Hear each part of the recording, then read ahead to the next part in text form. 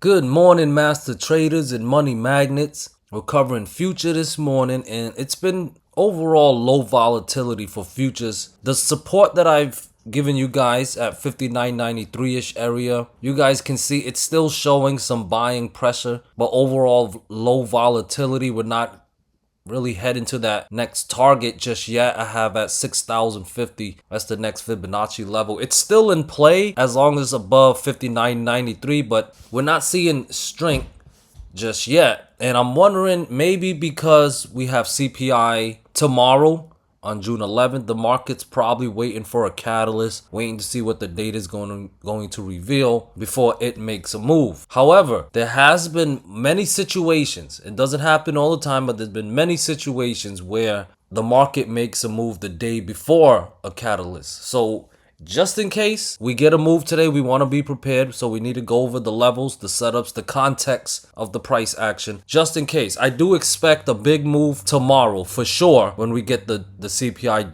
data release. But today, it's still a bit of a coin toss. Are we going to get a move or not? I have seen in many situations, like I said, where we do get a move because everybody's expecting a move the day of the data release, that very little people are expecting to move the day before. And then the market makers, they love to play tricks on us, so they make something happen. So I just wanted us to be prepared. So overall, still though, as long as above my 59.93 level, Uncle Charters will remain bullish, and I will tell all my subscribers and viewers the same thing. Remain bullish above 59.93. We are getting some bounces off that level. We're getting a bit of resistance right around this. Well, I have a few levels. 6,025. That I have one at 6,028, and then there's one at 6,040.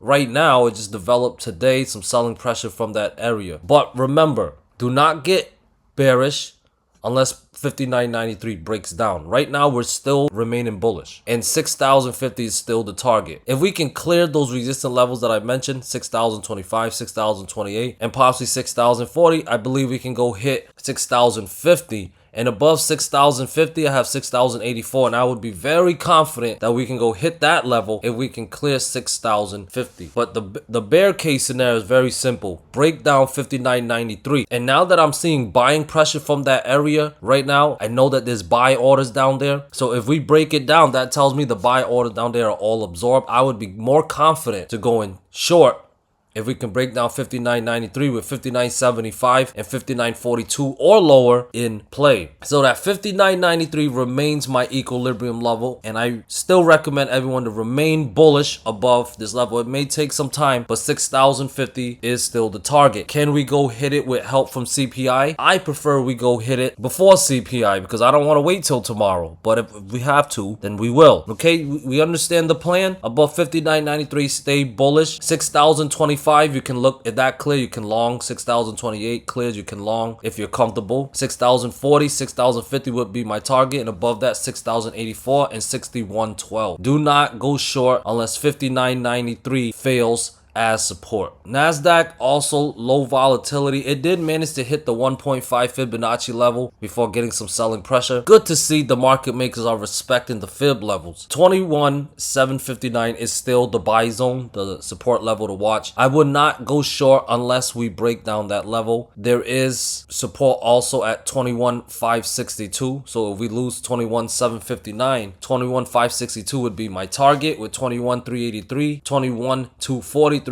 21,144, and 21,000 on to the downside if we lose 21,759. Now, next resistance is still 21,881, but we also see the market makers respecting 21,980 fib level. So those are the next resistance level, and if more upside is the plan, those are the levels that you want to see clear. You can go long. Well, technically you can go long as long as above 21,759, but breaking out those levels would definitely trigger some longs as well. Putting 22,078, 22,218 or higher in play. Is the NASDAQ waiting for the CPI catalyst as well? Maybe. But hopefully, fingers crossed, we get a move the day before, which is today. But if not, be patient. I do expect a really big move, guys. I'm expecting a big move. So if you don't get it today, just know that you will get it tomorrow. But hopefully, fingers crossed, we get it today. Before I let you guys go, I had a viewer ask me to cover AMD. So I'm going to cover AMD. This is Daily chart of AMD zoomed out a bit. I had fib levels starting from August 6th low from last year. I brought the fib level up to October of last year's high, and it gave me a bunch of fib levels, as you guys can see, to the downside. Now we also early last month had a breakaway gap, a bullish breakaway gap of this downtrend line, this multi-month downtrend line. You guys can see it was a breakout, bullish breakaway gap. So now here we are back testing a fib level. I have around 121.83.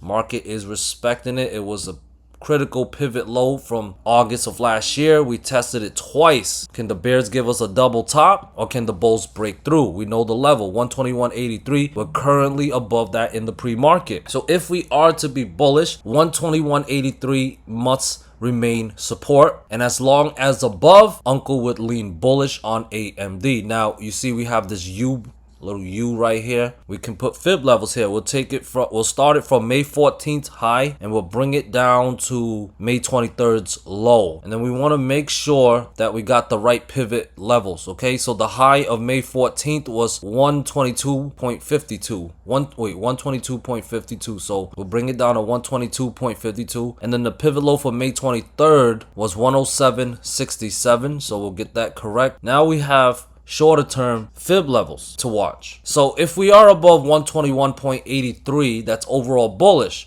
But how do we know more upside is possible? The next level we want to see clear if you are a bull, it's 122.5. If that level clears, 124 and 126 and 128 would be my next targets, with 130, 131.7 or higher in play. So above 121.8 in clearing 122.5 would trigger longs, and that's your price action sign to be bullish that we're getting more upside. Now if we are to get downside, possible double top, we don't know what's the reason for this double top. They could be forming a handle for a cup and handle. It could be playing out an M pattern. We don't know, but we do know the levels. If below 121.8, which is starting to get below now, and it breaks down next support I have at 119.3, that is your bearish sign. Below 121.8 is overall bearish, and breaking down 119.3 would be your bearish sign for follow through, putting 118, 116.8, 115, 113.3, and 111.2